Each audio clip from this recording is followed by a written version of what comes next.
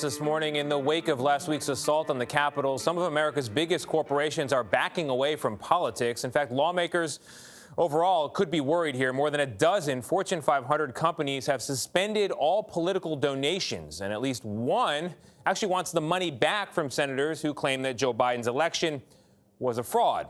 Political correspondent Ed O'Keefe reports now on what impact this could have. On Monday, Hallmark Cards Company asked for a refund from Republican Senators Josh Hawley and Roger Marshall, who received a combined $12,000.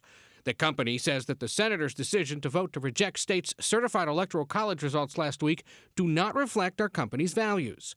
American Express told employees Monday they're withholding donations from lawmakers who voted to subvert the presidential election results and disrupt the peaceful transition of power.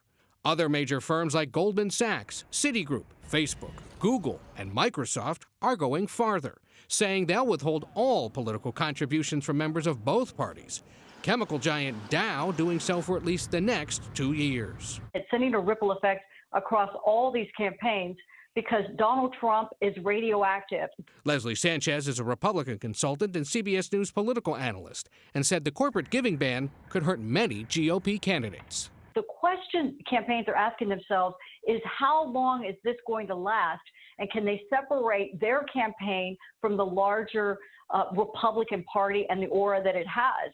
But Sanchez said that based on her conversations with top government relations executives, the giving ban is likely only temporary. 6 months and 9 months down the line, they expect those dollars to start flowing again. These are going to be based on individual relationships and not necessarily the party as a whole. But CBS News political contributor Robbie Mook, a Democratic Party consultant, thinks this is a bigger shift. This is part of a larger reckoning we're seeing in our society. You know, employees of these companies really care about what their leadership is doing, about what happens to this PAC money that they're donating. And we saw how this was transformational in sports, in entertainment. And I think we're going to start to see it in corporate America as it relates to politics as well.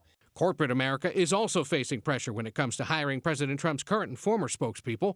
White House press secretaries often go on to get high-profile jobs in the private sector. President Obama's landed at McDonald's, Amazon, and United Airlines. Forbes magazine editor Randall Lane argues that those that spoke for Mr. Trump will face a different landscape. He says if top companies hire them, his magazine, quote, will assume that everything your company or firm talks about is a lie. There's no way that we can look at our readers and say, these are people we can trust in the private sector now to give accurate information. In other fallout, the PGA is distancing itself from President Trump, announcing it won't play the PGA Championship at the Trump Golf Course in Bedminster, New Jersey next year. Other companies, including Airbnb, Best Buy, and Coca-Cola, say they're reconsidering their political giving. CBS News is, of course, part of the Viacom-CBS family. We checked with our corporate parent.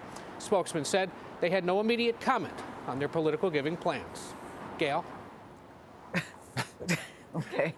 I was expecting an answer there, but thank you, Ed. There certainly are consequences. Thank you very much, Ed O'Keefe. In an exclusive interview, you